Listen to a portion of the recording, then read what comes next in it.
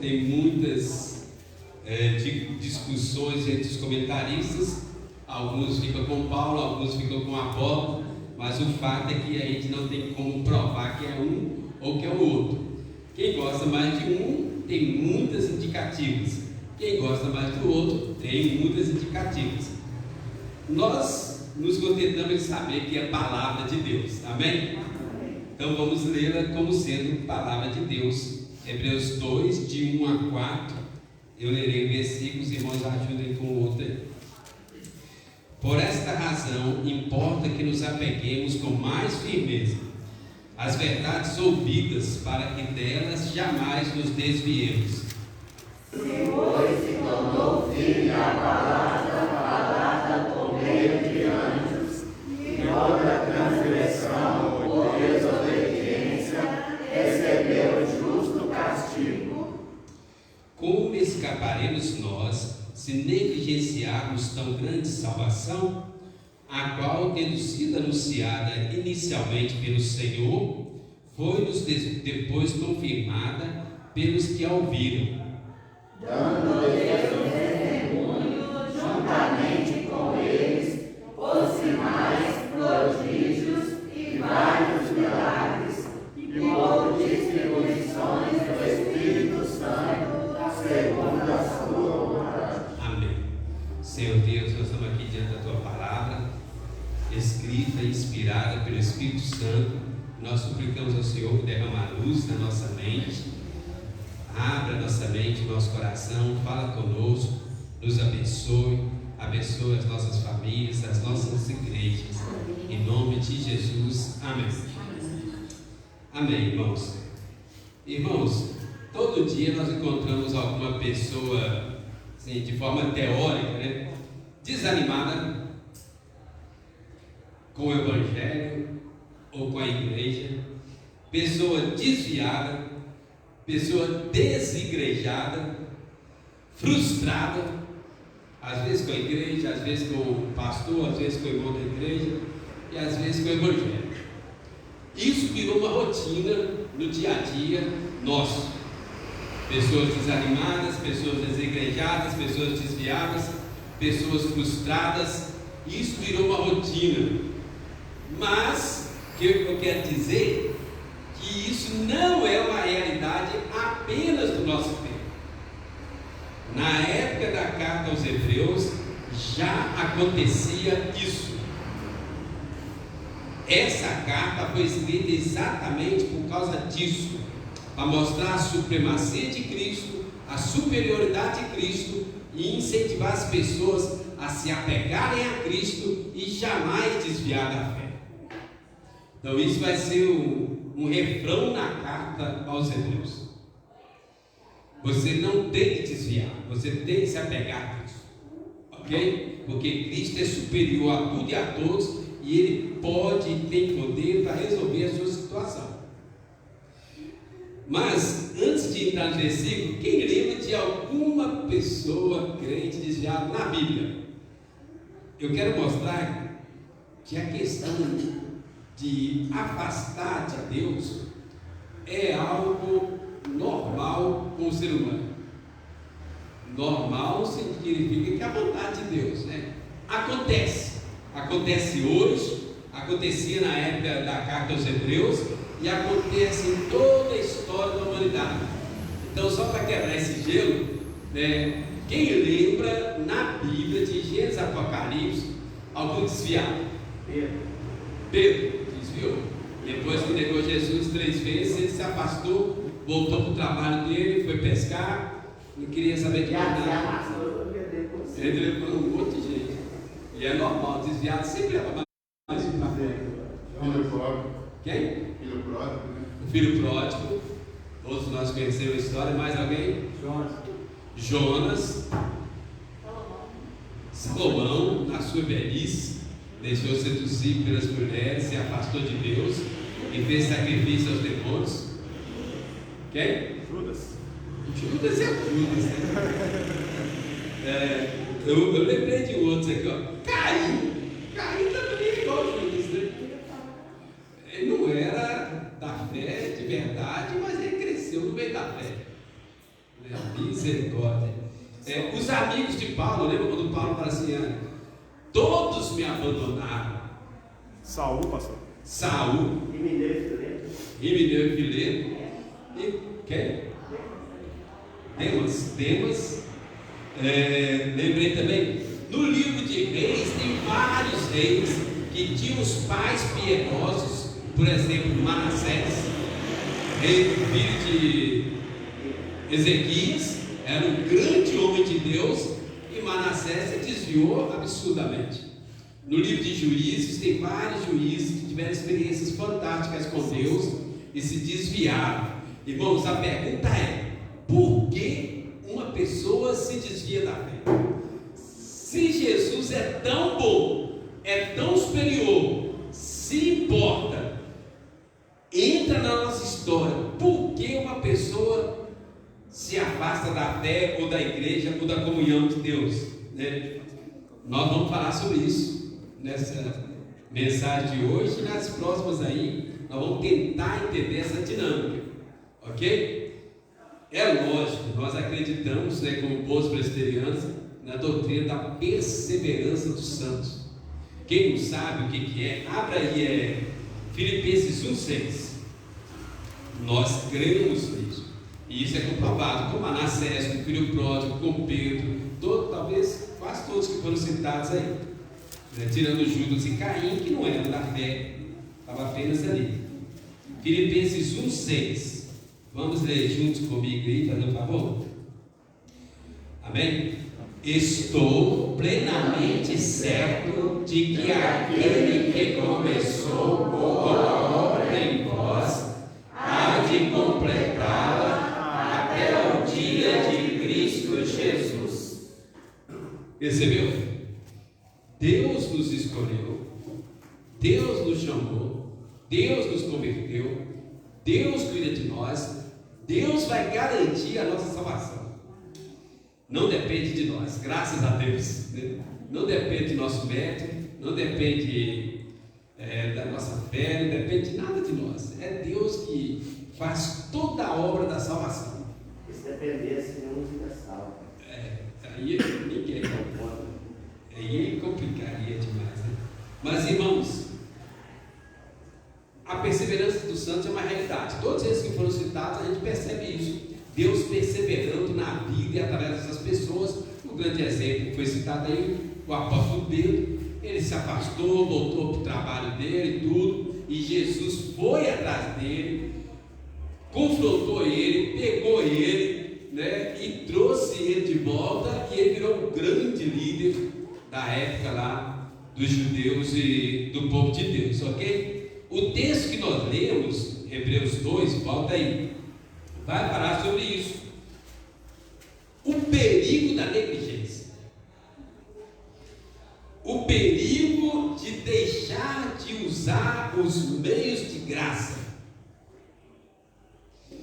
Muitas pessoas que se desviam é por causa disso aqui, ó. Negligência com os meios de graças traz consequências drásticas. Traz consequências. Quais são os meios de graça? Leitura da Bíblia, oração, Santa Ceia, comunhão da igreja. Então, a negligência com os meios de graça nos deixa suscetíveis a afastar da fé. Gente, é igual uma planta.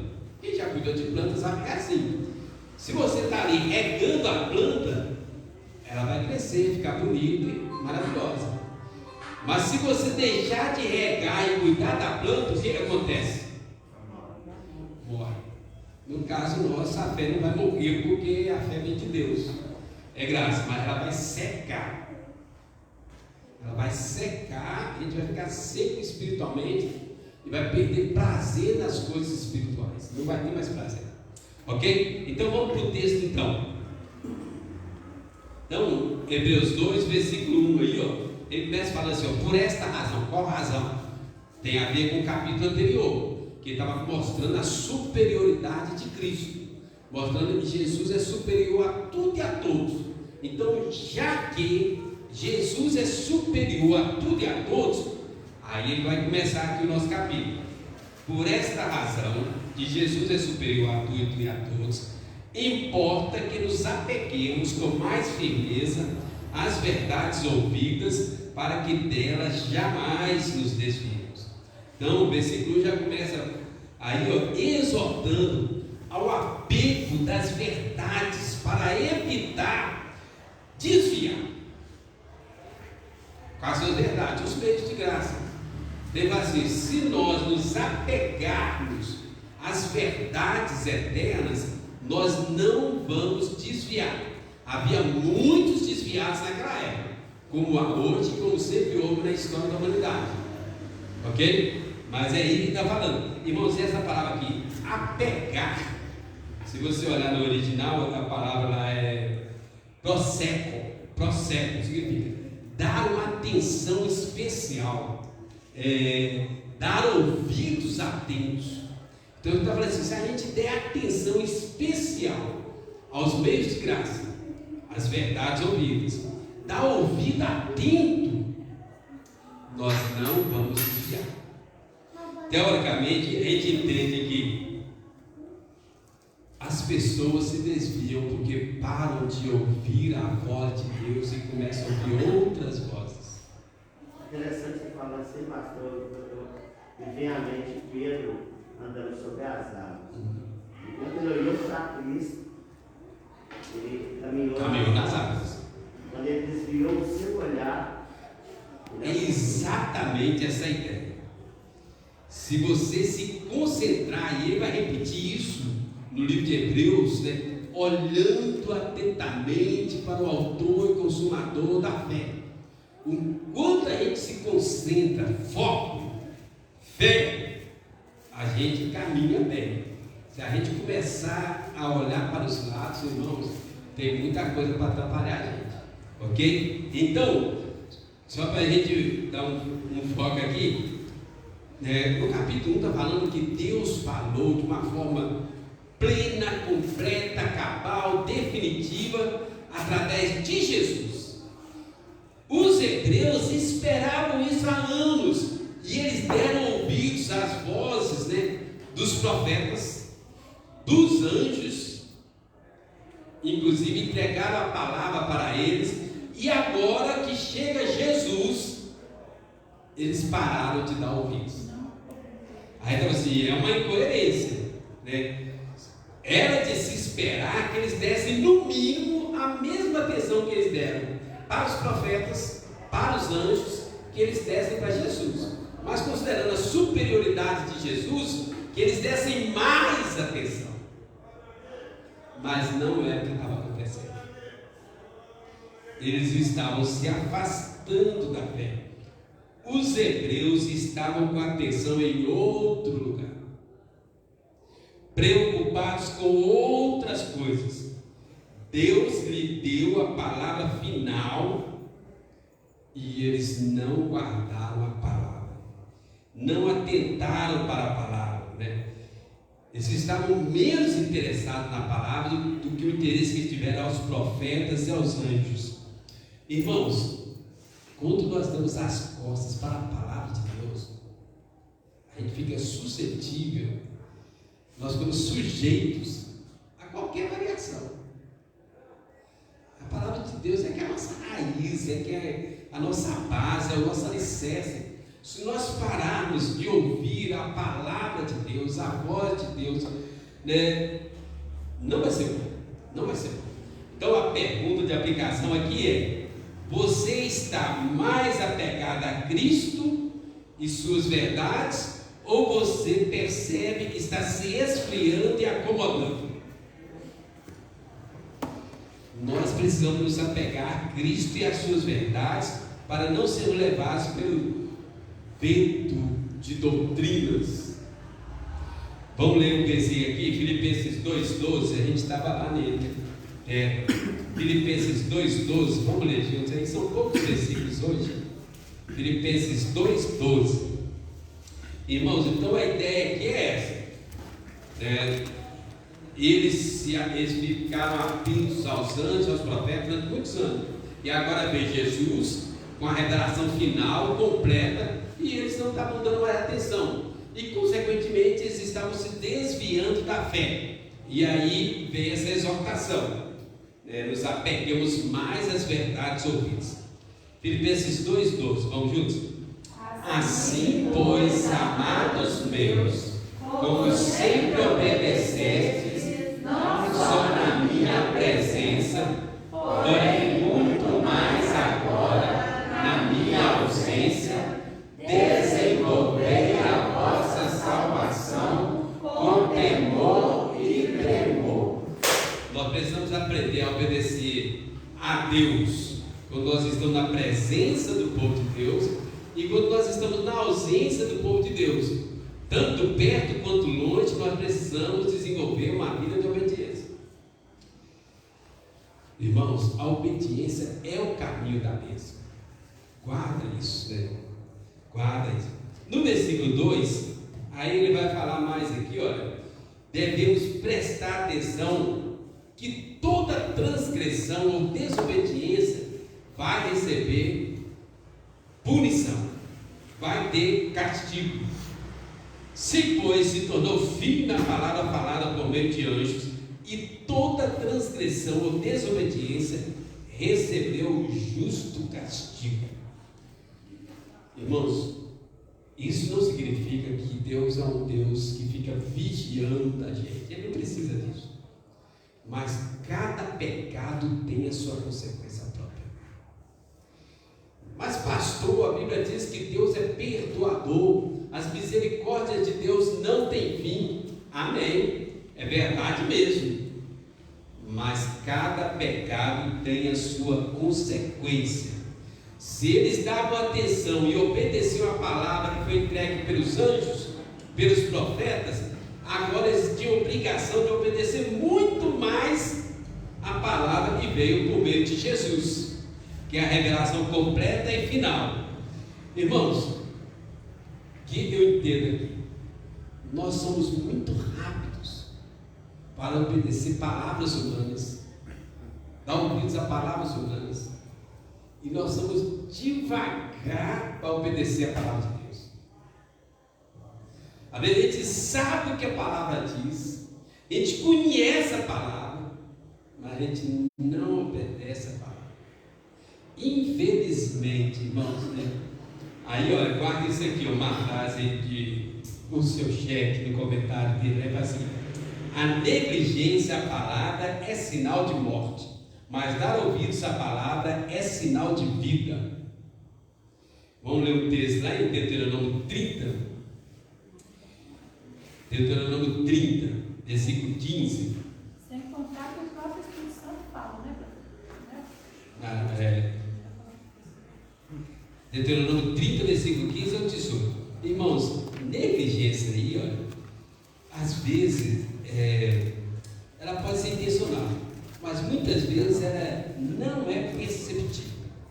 Eu já reparei na minha própria vida, muitas vezes a negligência ela vem sem a gente perceber. Tem gente que tem coração duro mesmo, mas um cristão convertido, eu quero acreditar, olhando para a minha própria vida, por que acontece a negligência? Às vezes, distrações. Nós estamos cercados de muitas distrações que acabam tirando o nosso foco da palavra e nos faz negligenciar as verdades da palavra. Então, distrações, o mundo está cheio de distrações. E outra coisa, comodismo. O ser humano tem uma tendência muito grande para o comodismo. Qualquer variação, a gente se acomoda. Se fingir que vai chover, a gente se acomoda. Se fingir que vai isso, a gente se acomoda. A gente não gosta de esforçar, pagar um preço, sacrifício, essas coisas. A nossa carne não gosta dessas coisas. Nossa carne, a nossa natureza humana, entende? Então, na minha opinião, muitas vezes, na maioria das vezes, a negligência é resultado ou de distração. Eu fico olhando a quantidade de gente com distração nas mídias sociais da nossa geração. né? Eu nem tenho ideia de quantas mídias sociais tem. É muito mais do que eu sei, né? E está todo mundo nisso. E o crente, tem muito cristão agarrado nessas coisas. Porque o cristão, ele é mais pacato, mais parado. As mídias sociais caíram com força sobre os cristãos. Misericórdia. Negligência é resultado de distrações e comodismo. Deuteronômio 30, irmãos, olha só o que diz a palavra, versículo 15 ao 18, vamos responsivo. Vê que proponho hoje a vida e o bem, a morte e o mal. Se guardares o mandamento que hoje te ordeno, que ames o Senhor teu Deus, ande nos seus caminhos e guarde os seus mandamentos e os seus estatutos e os seus juízos, então viverás e te multiplicarás, e o Senhor teu Deus te abençoará na terra a qual passas água fluida. Porém, se o teu coração se desviar e não quiseres dar ouvidos, e fores seduzido, e te inclinares a outros deuses e os servires, então hoje te declaro que certamente perecerás, não permanecerás longo tempo na terra a qual vais, passando o Jordão para possuires. misericórdia. Todo dia Deus faz essa proposta para nós, irmãos. Vida ou morte, bem ou mal. Todo dia nós somos testados e provados e tentados pelo diabo. Todo dia. Alguns dias a pressão é maior, outros dias a pressão é menor. Mas imagino eu, a gente não passa nem um dia da nossa vida sem ser testado, provado, tentado. Mas vamos voltar lá para Hebreus 2, né? Então, só lembrando aí, ele começa, né, nos exortando a nos apegar às verdades espirituais. No versículo 2 ele fala que todo pecado, toda transgressão, toda desobediência tem consequência. No versículo 3 agora, né, vai falar que a melhor coisa da vida é obedecer a palavra. Como escaparemos nós se negligenciarmos tão grande salvação, a qual, tendo sido anunciada inicialmente pelo Senhor, foi-nos depois confirmada pelos que a ouviram? Irmãos, não existe nada maior, nem mais maravilhoso, nem melhor do que a salvação. Quem converteu depois de uma certa idade, com consciência, sabe, nada neste mundo supera a maravilha da salvação. Nada, né? E quando a gente vai estudar a teologia da salvação, estava envolvendo a trindade inteira. Deus escolheu, planejou, o Filho se entregou, morreu, o Espírito Santo aplicou a obra da salvação em nós, garante a chegada final. A trindade inteira está envolvida na obra da salvação de cada um de nós. É maravilhoso, irmãos, é grandioso, é isso que ele está falando. Como é que nós vamos fazer se a gente negligenciar tão grande salvação? O que nós vamos fazer da vida? Para morrer. Se a gente desprezar essa salvação tão maravilhosa, não serve mais nada a nossa vida. A nossa vida perdeu a razão de ser. A salvação é uma obra grandiosa da graça de Deus. Os hebreus estavam negligenciando, desprezando a salvação, deixando a comunhão com Deus, deixando a comunhão da igreja. E aí eles falam assim, gente, se nós negligenciarmos essa obra tão maravilhosa, tão grandiosa, para que nós vamos viver?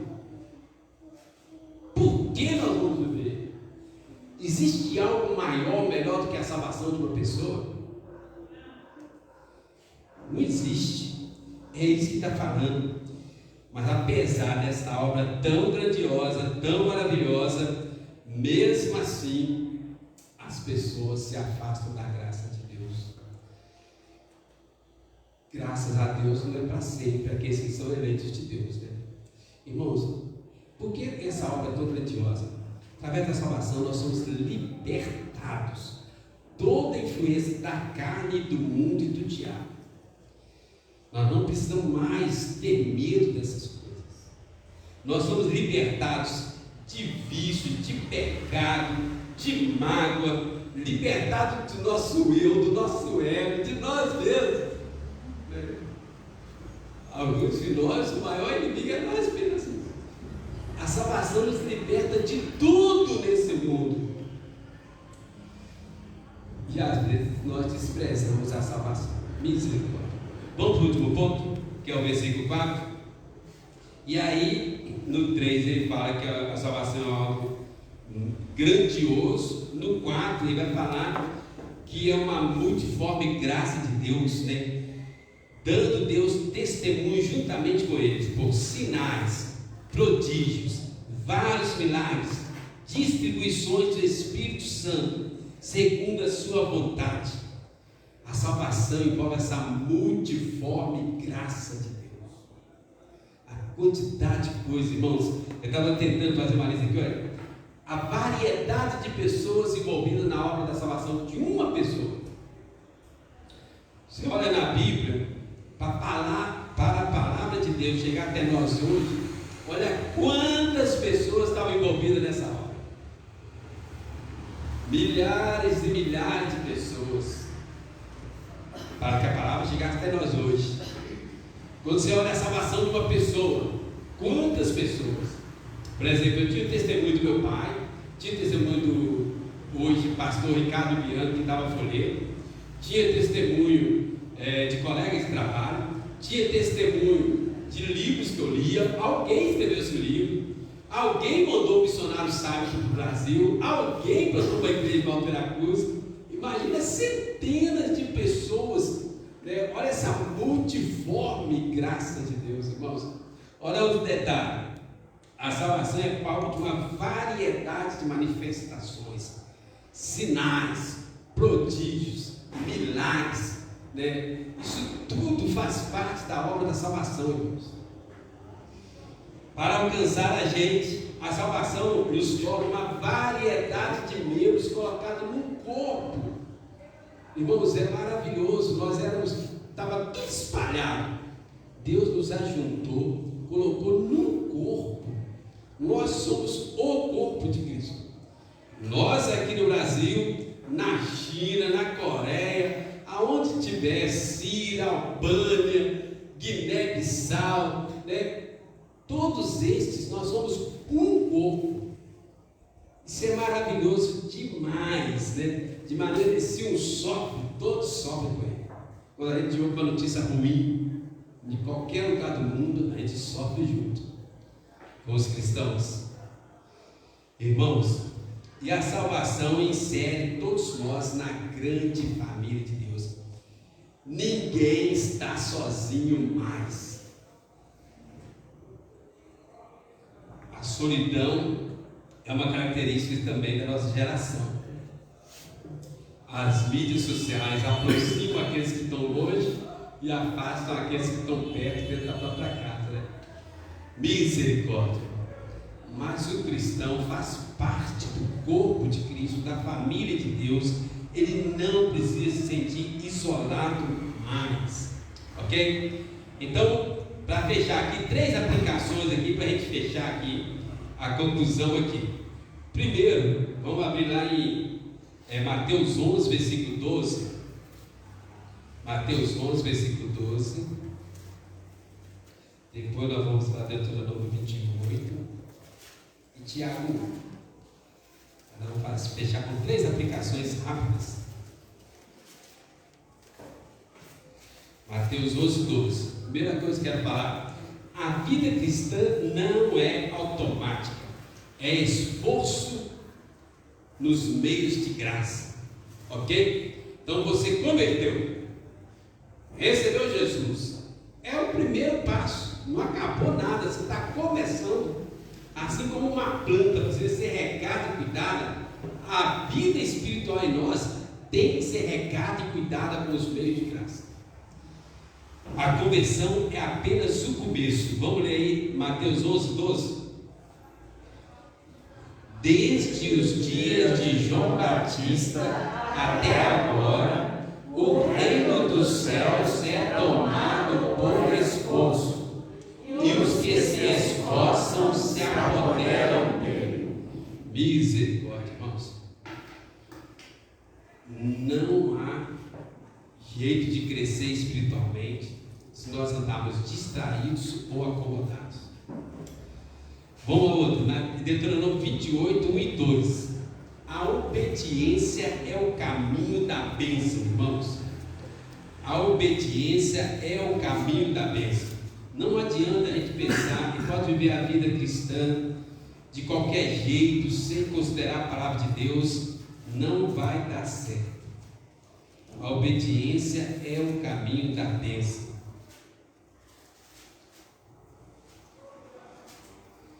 Deuteronômio 28, versículo 1 e versículo 2. Vocês abriram? Podem ler, e eu vou ler Tiago depois. Podem ler juntos. Deuteronômio 28, 1 e 2. Certamente ouvi a voz do Senhor teu Deus, tendo cuidado de guardar todos os seus mandamentos que hoje te ordeno.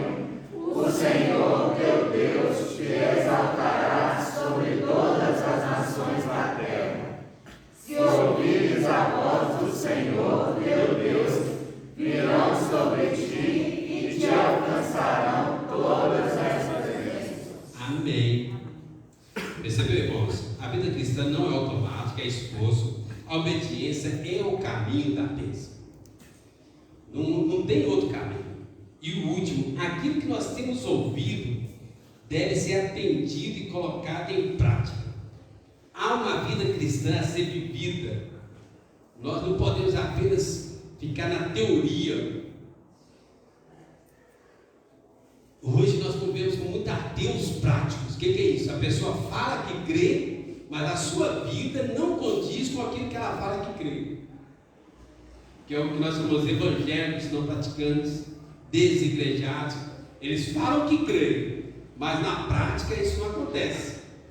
Olha Tiago 1:22, a gente encerra.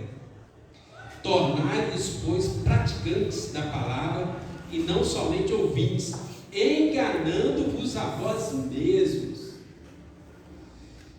Tem pessoas que têm vivido uma vida de engano. Evangélicos não praticantes estão vivendo uma vida de engano. Desigrejados estão vivendo uma vida de engano. O evangelho, por natureza, é prática, é relacionamento com os meios de graça, é convivência com a palavra, com a oração, com a Santa Ceia, com a igreja. Amém? O interessante é que essas pessoas que não praticam, elas tentam desconstruir a verdade para justificar a vida que estão vivendo. Verdade, é isso mesmo. Aí eles começam a imaginar fábulas. Começam a atacar a igreja, falar que a igreja não é bíblica. Eu já lidei com pessoas assim que fui expor para ela a importância de congregar. A pessoa virou para mim e falou assim: mas quem disse que a igreja, que a Bíblia fala sobre a igreja? Eu falei: isso é só você ler a Bíblia que você vai saber que tem. Então, a opinião própria passa a valer mais que a palavra de Deus. Né? Ataca pessoas, ataca. É interessante. A gente fala assim: mas o pastor não presta. Né? Ninguém presta, irmão. É tudo graça de Deus. Né? Se olhar, nós somos tudo nivelados por baixo, todos miseráveis, pecadores. Né? Pastor não é melhor do que ninguém. É a graça que alcançou. Ok? Mas ninguém deixa de ir no hospital porque está cheio de doente. Ou porque tem um médico ruim. Ninguém deixa de ir no dentista porque o dentista cutucou demais. Mas com a igreja, não. Aí eles começam a inventar imaginações, né? Mas está na mão de Deus. Quanto a nós, nos apeguemos às verdades ouvidas. Quanto aos outros, vamos orar para Deus ter misericórdia e a verdade alcançar assim como o filho pródigo, que eles possam cair em si e voltar para Deus e a sua palavra. Quanto a nós, nos apegar às verdades ouvidas. Amém? Quer falar? Mas até isso aí que eles falam mal dos outros, que é copo dos outros, é uma fraqueza espiritual. Eles é um homem natural. Homens naturais, então eles têm que conhecer a natureza humana, né? Ou não, tem que pregar. Desde Adão e Eva tentar transferir a culpa. É um natural. Vamos ficar em pé, então. Deus tem misericórdia de nós, reconhecendo que somos vários pecadores, que são muitas as distrações e maior ainda o comodismo, mas o Senhor tenha misericórdia de nós, nos ajude, nos conceda graça para nos apegar cada dia mais às verdades ouvidas de uma forma prática. E quanto àqueles, meu Deus, que se afastaram da palavra, tenha misericórdia de nós e deles também, que eles possam cair em si e voltar para a palavra. No nome de Jesus, amém. E agora, amados irmãos, que a graça do nosso Senhor Jesus, que o amor de Deus, nosso eterno soberano Pai, que as mais doces consolações do Espírito Santo repousem abundantemente sobre cada um de vós, sobre as vossas famílias, hoje até a volta de Jesus. Amém. Amém, irmãos, pode sentar.